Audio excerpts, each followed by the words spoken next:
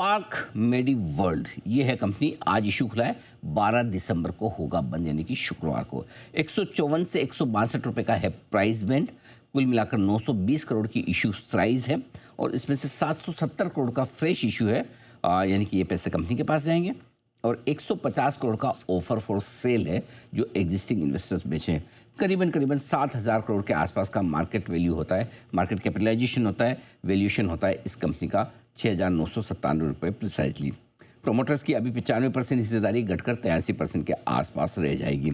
नाम से आप समझ सकते हैं, पार्क मेडीवर्ल्ड हॉस्पिटल्स चेन चलाने का कंपनी करती है कारोबार। दो खास मेहमान हमारे साथ कार्यक्रम में हो रहे हैं शामिल। कंपनी के ग्रुप सीईओ और whole time director doctor Sanjay Sharma हमारे साथ कार्यक्रम में हो रहे हैं शामिल। और आपने संजय शर्मा साहब ने दिल्ली यूनिवर्सिटी से आपने डॉक्टरेट की MBBS की डिग्री ली है। जनवरी 2014 से आप पार्क हॉस्पिटल के साथ हैं। नवंबर 2014 में आप कंपनी के CEO बने हैं और 20 साल से ज़्यादा का लंबा गहरा अनुभव संजय शर्मा साहब का है और बड़े बड़े दिग्गज संस्थानों में और हॉस्पिटल्स में काम करने का उनका लंबा गहरा अनुभव रहा है। एक और ख़ास मेहमान हैं कंपनी के CFO, वो भी शर्मा साहब हैं, लेकिन राजेश शर्मा साहब। आप भी नवंबर 2012 से इस ग्रुप के साथ में हैं। नवंबर 2024 में आप CFO बने हैं कंपनी के। दिल्ली यूनिवर्सिटी से राजेश शर्मा साहब ने कॉमर्स में ग्रेजुएशन किया है और मदुराई कामकाज यूनिवर्सिटी से आपने MBA की डिग्री भी हासिल की है। आप चार्टर्ड अकाउंटेंट भी हैं और फाइनेंस सेक्टर का 28 साल से ज़्यादा लंबा गहरा अनुभव आप भी रखते हैं। आप दोनों का बहुत बहुत स्वागत है। डॉक्टर संजय शर्मा साहब, नाम से बोलना पड़ेगा क्योंकि आप दोनों शर्मा हैं, तो संजय शर्मा साहब आपसे शुरुआत करना चाहता हूँ। पहले तो ये बताएं कि किस तरह की हॉस्पिटल चेन आपकी है और किस दिशा में, किस ज्योग्राफी में आप ज़्यादा कामकाज करते हैं और क्या आपका फोकस है बिजनेस का, वो ज़रा समझाएं सर। अनिल जी नमस्कार। नमस्कार सर। पहली बात तो बहुत-बहुत सौभाग्य है कि आपसे बातचीत हो रही है। Thank you so much for inviting us. धन्यवाद और सर। आपके व्यूअर्स को भी बहुत-बहुत धन्यवाद ये वार्तालाप सुनने के लिए। Thank you so much sir. जी सर। सर हमारा जो विज़न है वो शुरू से कम 40 साल पहले से जो प्रमोटर और फाउंडर डॉक्टर अजीत गुप्ता थे और उनके बेटे डॉक्टर अंकित गुप्ता जो भी डॉक्टर हैं, इनका विज़न यही था कि हम एक high quality affordable health care लाएँ जो मासेस के लिए हो। और यही हमारा ध्येय रहा है, यही हमारा दृष्टिकोण रहा है कि हम एक हाई क्वालिटी अफोर्डेबल मासेस को करें। और इस वक़्त हम नॉर्थ इंडिया में कॉन्संट्रेट कर रहे हैं और हमारे 14 अस्पताल हैं और 3250 बेड हैं। इस हिसाब से हम हेल्थ केयर में दूसरे सबसे बड़े हेल्थ केयर प्रोवाइडर हैं नॉर्थ इंडिया में। अक्सर कामकाज नॉर्थ इंडिया में ही है। तो संजय शर्मा साहब, क्या कोई खास वजह है कि नॉर्थ इंडिया में ही है आपने बिजनेस रखा है, और क्या यहीं पर आगे फोकस रहने वाला है या IPO के बाद में कुछ और नई ज्योग्राफी, नई जगहों पर भी आप सोच रहे हैं?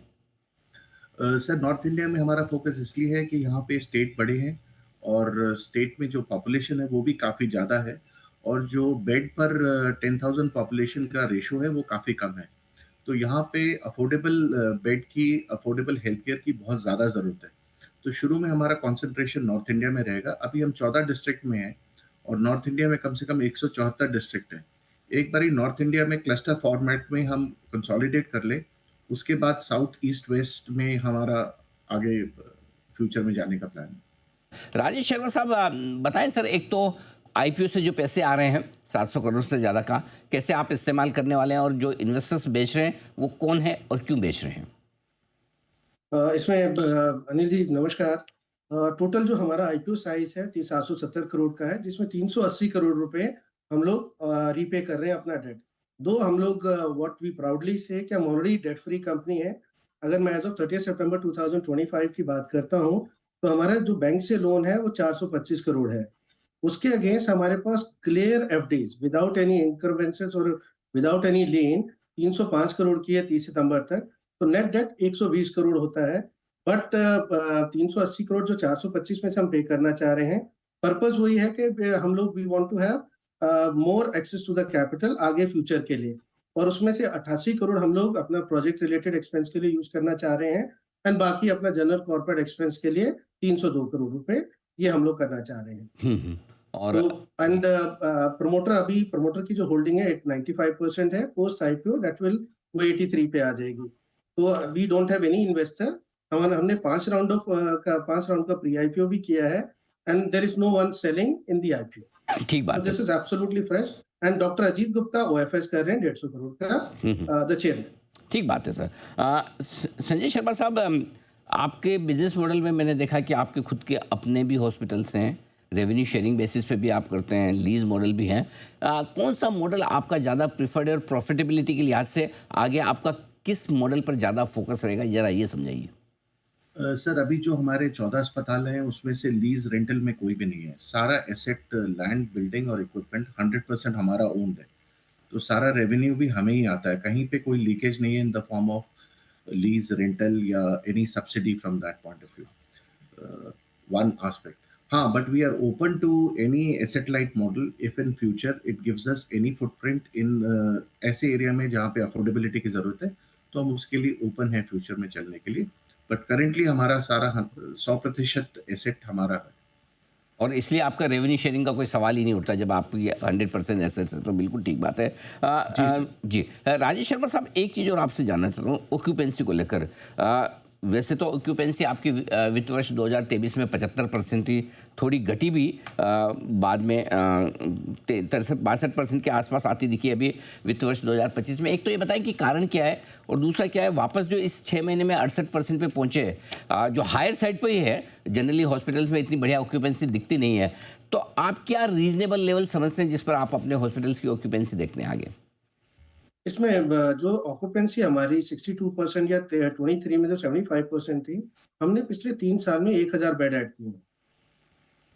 1000 बेड ऐड किए हैं बिकॉज़ अगर एफआई 25 में हम लोग 2250 थे, एफआई 23 में हम लोग 2250 थे, नाउ हम लोग 3250 पे 1000 बेड हमने ऐड किए हैं।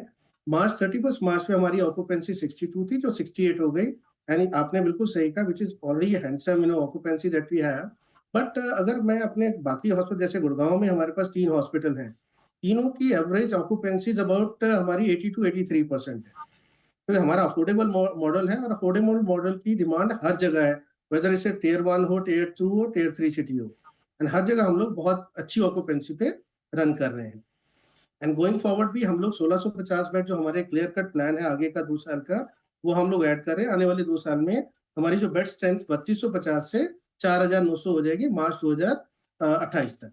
तो यानी अभी आपकी करीबन करीबन 3250 बेड हैं जो 5000 के आसपास पहुंच जाएंगे मार्च 2028, मतलब 26-27, करीबन करीबन 2.25 साल में आप लगभग आप ये कितना हो गया 1800, यानी कि लगभग लगभग 60% आप कैपेसिटी और बढ़ा देंगे, राइट सर?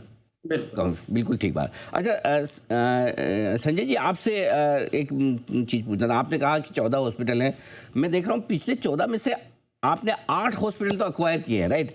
इनऑर्गेनिक एक्विजिशंस काफ़ी किए हैं आपकी कंपनी ने। इसके पीछे क्या सोच है और किस तरह से आप एक्विजिशन देखते हैं, और क्या आगे भी इसी फॉर्मूले पे चलेंगे सर? सर हमारे 14 अस्पतालों में से 5 ग्रीनफील्ड है और ओके। 9 ब्राउनफील्ड है। इनफैक्ट 9 एक्वायर किए हैं। और हमारी जो ग्रोथ स्ट्रैटेजी होगी वो हम डिफरेंट मैच्योरिटी साइकिल पर हैं। जहाँ पे हमारा ऑक्यूपेंसी 50 से 55% है, वहाँ पे हमारी ग्रोथ ऑक्यूपेंसी बढ़ा के आएगी।